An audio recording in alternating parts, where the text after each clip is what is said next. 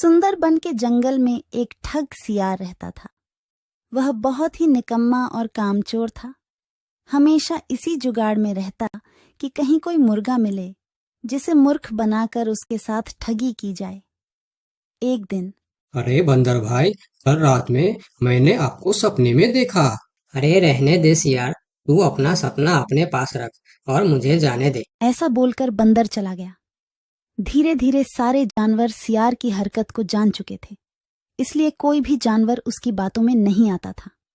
अब सियार समझ चुका था कि इस जंगल में उसकी दाल नहीं गलने वाली, इसीलिए वह दूसरे जंगल जाने का निश्चय किया और अगले दिन सियार अपने जंगल को छोड़कर दूसरे जंगल के तरफ निकल पड़ा।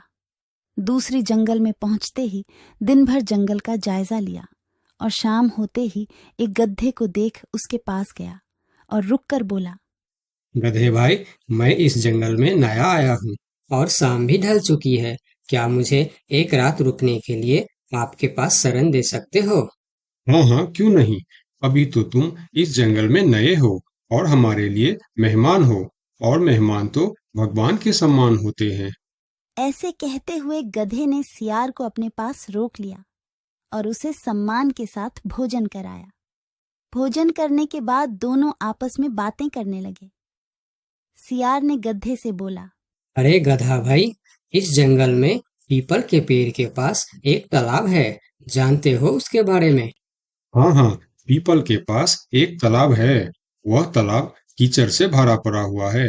उसका पानी भी बहुत गंदा हो चुका है। यहाँ का कोई भी जानवर उसका पानी नहीं पीता है। सियार ने अपनी आवाज को धीमा करते हुए बोला, क्या तुम जानते हो, वह सोने चांदी का तालाब है। उसके अंदर ढेर सारा सोना और चांदी छुपा है और उस तालाब का मालिक मैं ही हूँ। सियार का बात सुन गधे ने चौंक के बोला, ये तुम क्या बोल रहे हो सियार भाई? तालाब भी कहीं सोने और चांदी का होता है? मैं भी ऐसे ही सोच रहा था। मुझे भी इस तालाब के बारे में कोई जानकारी नहीं था, लेकिन कुछ ही दिन पहले मेरे पिताजी मरने से पहले सारे संपत्ति मेरे नाम की। उसमें यह तालाब भी है और आज मैं अपनी संपत्ति देखने के लिए ही यहाँ पर आया हूँ। यकीन नहीं होता तो यह थैली में देख लो, जो मैंने अभी इस तालाब से निकाला है। सोने के गहने निकालकर गधे को दिखाया, जो उसे ठगने के लिए उसने अपने साथ लेकर आया था। गहने को देखकर गधे को सियार के बात पर विश्वास हो गया और बोला, अरे हाँ, ये तो सचमुच सोने चांदी का है। तब तो तुम बड़े ही भाग्यशाली हो, इसलिए तुम्हारे पास ये सोना चांदी का तालाब है। अब सियार मन ही मन खुश हो रहा था। उसे तो इसी बात का इंतजार था। गधा भाई, मुझे इस संपत्ति से कोई भी लालच नहीं है। मेरे पास मेरे जंगल में और बहुत सारे संपत्ति है, जो मेरे पिताजी ने मेरे लिए छोड़कर गए हैं। मैं तो यहाँ तालाब बेचने के लिए आया था। सोचता हूँ तुम भले जानवर दिखते हो, क्यों ना तुमको ही यह सब बेच दूं। मुझे, यानी यह सोने का तालाब मेरा हो जाएगा और मैं इस तालाब का मालिक बन जाऊंगा। बेचारा भोला भाला गदहा सियार की चिकनी चुपड़ी बातों में बहुत आसानी से आ गया और गधा सियार से सोने का तालाब खरीदने को तैयार हो गया। दोनों के बीच 4 सिक्कों का सौदा तय हुआ। ठीक है सियार भाई, मैं अभी जाकर हिरन के पास से 4 सिक्का लेकर आता हूँ। मेरे पास अपना घर न होने के कारण मैं अपनी सारी कमाई हिरन के पास ही रखता हूँ, और जब भी मुझे जरूरत पड़ता है मैं उससे ले लेता हूँ। ठीक है गधे भाई, लेकिन ध्यान से, जंगल में किसी को इस बात का पता नहीं चलना चाहिए, वरना जंगल के सारे जानवर मेरे पीछे ही पड़ जाएंगे। ऐसा बोल सियार गधे को भेज देता है और गधा हिरण के पास जाकर अपना सिक्का मांगता है। गधे भाई, घर में सब ठीक तो है ना? आज आपको अचानक से 4 सिक्कों का क्या जरूरत पड़ गया? अरे, वह अपने जंगल में जो तालाब है ना, मैं उसे खरीद रहा हूँ। तालाब खरीद रहे हो? क्या करोगे तुम तालाब खरीद के?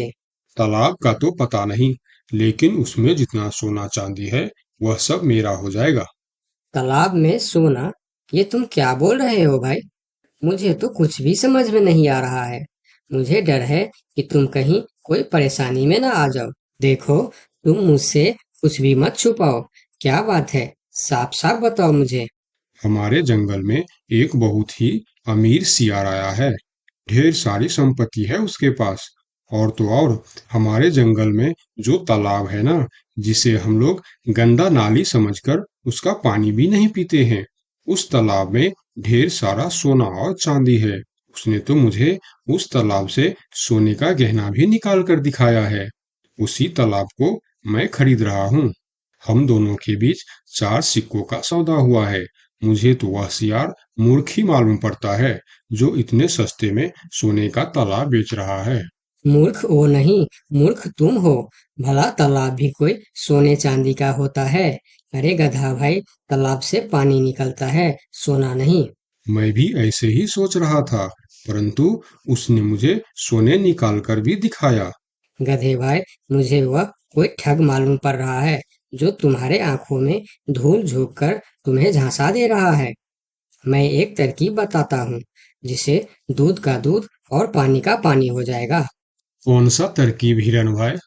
तुम ऐसा करो, उस सियार से बोलो कि मेरा हिरन भाई ने कहा है कि लिखा पढ़ी होगा तभी मैं उसे 4 सिक्का दूंगा, और अगर बिना लिखा पढ़ी से ही काम हो जाता है तो मैं सिर्फ एक ही सिक्का दूंगा। अगर वह तालाब सच में सोने की है तो वह लिखा पढ़ी जरूर करेगा, नहीं तो वह एक सिक्के में ही मान जाएगा। हिरण की बात सुनकर गधा हाँ में सिर हिलाया और सिक्का लेकर सियार के पास पहुंचता।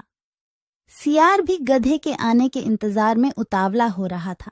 गधा पहुंचते ही सियार से बोला, सियार भाई, मेरा हिरन भाई ने कहा है, यदि आप लिखा पढ़ी के लिए तैयार हो तो मैं आपको 4 सिक्का दूंगा, वरना बिना लिखा पढ़ी के आप एक सिक्का ले लो और मुझे यह तालाब दे दो। सियार ठग किसी तरह से जल्दी करके सिक्का लेकर वहां से जाना चाहता था। वह बोला, अरे गधे भाई, तुम बड़े अच्छे और भले मालूम पड़ रहे हो, तुमसे क्या लिखा पढ़ी कराना। चलो, तुम एक ही सिक्का दे दो। अब गधे को समझने को कुछ बचा ही नहीं था। गधे को समझ में आ गया कि सियार उसको ठगना चाहता है। ठीक है सियार भाई, कोई भी शुभ कार्य करने से पहले मुंह मीठा करना जरूरी होता है। मैं अभी लड्डू लेकर आता हूँ, आप यहीं रुको। गधा जंगल से 2-3 जानवरों को बुला लाया और सियार की जमकर धुनाई कर दी। किसी तरह सियार वहां से जान बचाकर भाग